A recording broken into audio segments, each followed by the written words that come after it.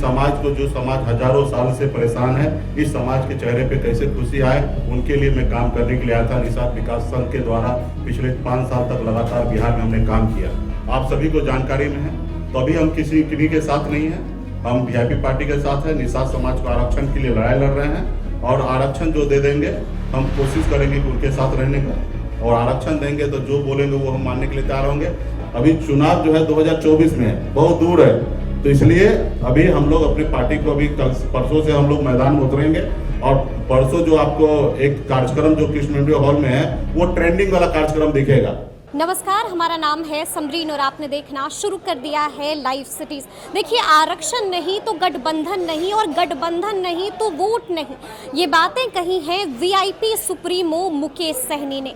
आपको मालूम है कि आज पटना के होटल मौर्या में मुकेश सहनी ने यानी कि वीआईपी ने एक प्रेस कॉन्फ्रेंस की थी, और इस प्रेस कॉन्फ्रेंस के जरिए मुकेश सहनी ने आगे की रणनीतियों का भी जिक्र किया है। उन्होंने बताया है कि वो आगे क्या कुछ करने वाले हैं, तो जरा आप सुनिए क्या कुछ कह रहे हैं मुकेश सहनी। आज का प्रेस कॉन्फ्रेंस का मकसद यही है कि काफी समय से, तकरीबन 5-6 महीना से मैं आप लोगों से काफी दूर रहा और अपने काम में मैं लगा रहा, और बीच में बहुत बड़ा लंबा गैप हो गया है और आप लोगों से नहीं मिल पाए। लेकिन इसलिए आज हम लोगों ने विशेष आप पे को आग्रह किया कि आप लोग आए।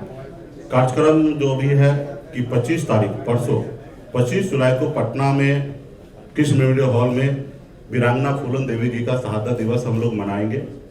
बड़े पैमाने पे कार्यक्रम किया जाएगा और उसी रोज से हमारा एक यात्रा निकलेगा, निषाद आरक्षण संकल्प यात्रा, जो पूरे बिहार में 38 जिला में, उत्तर प्रदेश के पूर्वांचल में और झारखंड के कुछ जिला, तकरीबन 80 जिला को हमने चिन्हित किया है। 80 जिला में हमारा यात्रा निकलेगी और 100 दिन का ये यात्रा होगा। 25 जुलाई से यात्रा निकलेगी और 4 नवंबर तक लगातार पूरे बिहार में, यूपी में, झारखंड में, तीनों राज्य में हम लोग अपने अपने लोगों के बीच में जाएंगे। अपने आने वाला पीढ़ी के हक अधिकार के लिए लड़ाई लड़ेंगे, अपनी पार्टी कैसे मजबूत हो उसके लिए लड़ाई लड़ेंगे और संकल्पित कराएंगे। और हर घर घर संकल्प अभियान भी चलेगा। जिस जिला में हम जाएंगे उस जिला में कार्यक्रम होगा। उसके अलावा हमें जाने के बाद पुनः उस जिला में हमारी पार्टी के सभी पदाधिकारी, हर एक पदाधिकारी हर एक गांव में जाएंगे, हर घर में घूमेंगे, अपनी बात को रखेंगे, अपनी पार्टी के विचार को रखेंगे और हर घर में संकल्प कराया जाएगा कि आप किसके साथ हैं। आप अपने आने वाला पीढ़ी के साथ हैं, आप आने वाले बच्चे के भविष्य के साथ हैं, आप अपने पार्टी के साथ हैं। तो आप संकल्प लीजिए कि आने वाले समय में वीआईपी पार्टी जो भी निर्णय लेगा उस निर्णय के साथ आपको खड़ा रहना है। तो इसको लेके हम लोग आने वाले समय में चलेंगे और मजबूती से तीनों राज्य में हम लोग काम करेंगे। और आप सभी को पता है कि 2024 का चुनाव है और चुनाव तो आप देख ही रहे हैं कि किस तरीके से कोई आज स्पष्ट ना कह दे कि हम कल सरकार बना रहे हैं। तो निश्चित तौर पे और हम लोगों का मांग है कि निषाद को आरक्षण मिले। बंगाल में, दिल्ली में निषाद को आरक्षण है, तो बिहार में या उत्तर प्रदेश, झारखंड में नहीं है आरक्षण। तो इसमें हम लोगों ने एक स्लोगन के साथ चलेंगे। बिहार, झारखंड, उत्तर प्रदेश में निषादों ने ललकारा है, आरक्षण नहीं तो गठबंधन नहीं, और गठबंधन नहीं तो वोट नहीं। इस नारा के साथ हम लोग पूरे बिहार में, उत्तर प्रदेश और झारखंड में घूमेंगे और मजबूती से काम करेंगे। कुछ आप लोगों को कुछ आप इंडिया के साथ हैं या एनडीए के साथ, अभी क्या स्थिति है? अभी हम किन्हीं के साथ नहीं हैं, अभी हम अपनी पार्टी के साथ हैं। निषाद समाज के भविष्य के लिए लड़ाई लड़ रहे हैं। हम मुंबई को छोड़कर बिहार आए तो राजनीति करने का उद्देश्य से मैं नहीं आया था। मैं इस समाज को, जो समाज हजारों साल से परेशान है, इस समाज के चेहरे पे कैसे खुशी आए, उनके लिए मैं काम करने के लिए आया था। निषाद विकास संघ के द्वारा पिछले 5 साल तक लगातार बिहार में हमने काम किया। उसके बाद मुझे एहसास हुआ कि पॉलिटिकल पावर चाहिए तभी कुछ हो सकता है, और उसके बाद हमने 2018 में पार्टी बनाया। और पार्टी बनाने के बाद आपने देखा 2020 में लड़ाई लड़कर हमने सरकार भी बनाया। हमारे सहयोग से बिहार में सरकार बना। हम अगर समर्थन नहीं देते उस समय तो बिहार में शायद 2020 में सरकार नहीं बनता। लेकिन आपने देखा कि किस तरीके से हमारे साथ लोगों ने गलत किया। एक गरीब पिछड़ा समाज का बेटा अपने पैर पे खड़ा होने का कोशिश किया, और तो आपने देखा कि किस तरीके से ऐसे विचारधारा वाले लोग जो कुचलने का काम किया और हमें सरकार से बाहर कर दिया, हमें उस गठबंधन से बाहर कर दिया जो सरकार हमने बनाया था। तो ये तमाम हमने सारे चीजें किया और वहां पे हमें, आप सभी को जानकारी में है। तो अभी हम किन्हीं के साथ नहीं है, हम वीआईपी पार्टी के साथ है, निषाद समाज को आरक्षण के लिए लड़ाई लड़ रहे हैं और आरक्षण जो दे देंगे हम कोशिश करेंगे कि उनके साथ रहने का, और आरक्षण देंगे तो जो बोलेंगे वो हम मानने के लिए तैयार होंगे। आरक्षण नहीं देंगे तो गठबंधन बिल्कुल ही नहीं होगा। आगे का रणनीति फिर हम 4 नवंबर के बाद पार्टी का स्थापना दिवस मना के फिर आने वाले समय में निर्णय लेंगे कि राजनीति और किस तरीके से हमें आगे बढ़ना है। ये तो देखिए, हम किसी के भाव लेने के लिए नहीं आए हैं और हम अपना काम करने के लिए आए हैं। और निषाद समाज का फिक्र अगर किसी को होगा तो भाव देगा। अगर निषाद समाज का फिक्र अगर कोई नहीं करते हैं तो क्यों भाव देंगे? उनको लगेगा कि निषाद समाज का वोट यूं ही मिल रहा है तो क्यों भाव देंगे? उनको लगेगा कि निषाद समाज वोट अभी हमको नहीं मिलेगा, क्योंकि देश में बाबा साहब भीमराव अंबेडकर हमें वो ताकत दिया है कि हमारे वोट से ना देश का प्रधानमंत्री बनता है। तो हम अगर प्रधानमंत्री बनाने में योगदान है तो निश्चित तौर पे हमें भाव देंगे। अगर हम नहीं है तो हमको क्यों देगा?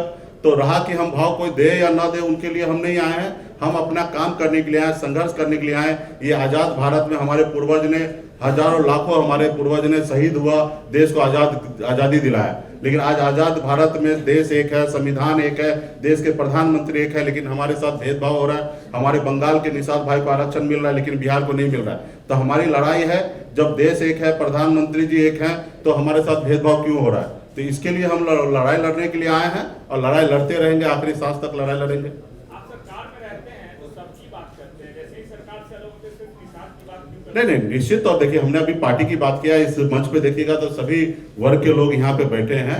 रहा कि हमारी एक सभी पार्टी का अपना बेस है, अपने काम करने का तरीका है। तो हमने डे 1 से निषाद समाज का आरक्षण के लिए लड़ाई लड़ रहे हैं। अभी आपको हमने बोला ना, पार्टी के लिए, पार्टी में सभी दल हैं। जब चुनाव होता तो आपने देखा कि सभी जाति धर्म के लोगों को हम लोगों ने जगह दिया, लेकिन पार्टी का कैडर वोट निषाद है और हम निषाद की बात हर मन से करते आ रहे हैं। किसी को अच्छा लगे या बुरा लगे उससे मुझे परवाह नहीं है। निषाद समाज के लिए हर मन से हम बात करते हैं और आगे भी करते रहेंगे।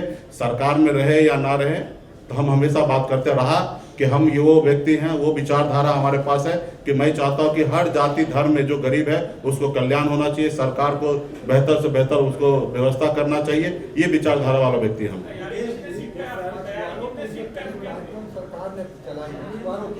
जी, उस पर आपने कोई काम नहीं किया, मछुआरे पर जितने है योजना। देखिए, जितना समय हमको मिला उस समय में जितना हो सकता था मैंने काम किया।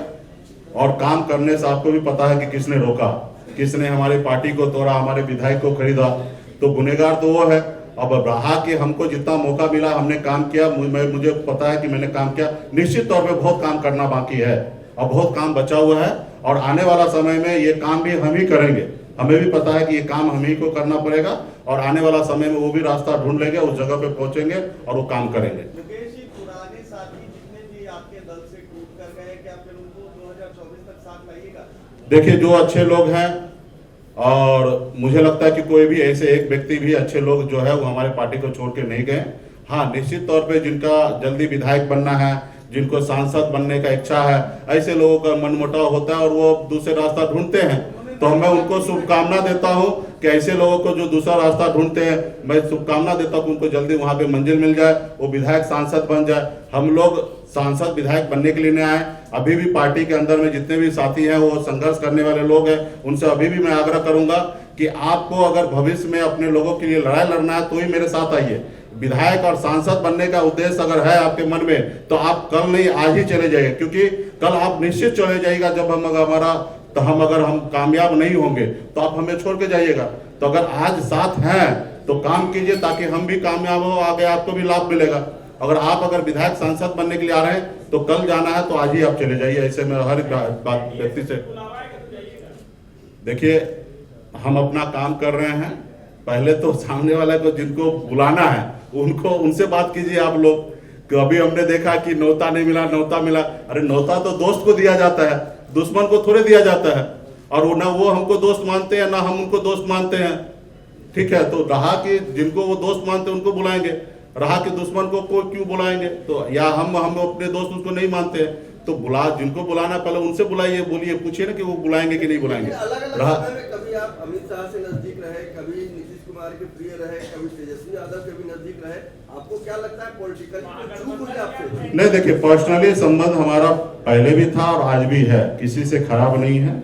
रहा कि हमारी पॉलिटिकल पार्टी है, हमारी अपनी विचारधारा है और हम अपने विचारधारा के लिए जीते हैं, अपने विचारधारा के लिए काम कर रहे हैं। हमारे पर्सनल संबंध किसी से खराब नहीं है, कल भी नहीं था और आज भी नहीं है, और भविष्य में भी हम कोशिश करेंगे पर्सनल संबंध किसी से खराब ना करें। मेरा सीधा सवाल है, महागठबंधन और एनडीए से ऑफर आता था, किसमें वो समय आएगा, देखा जाएगा। अभी तो जो 25 पहले ये देखिए ना कि बिहार में 38 जिला में, उत्तर प्रदेश के पूर्वांचल, झारखंड में 80 जिला का दौरा भी करेंगे।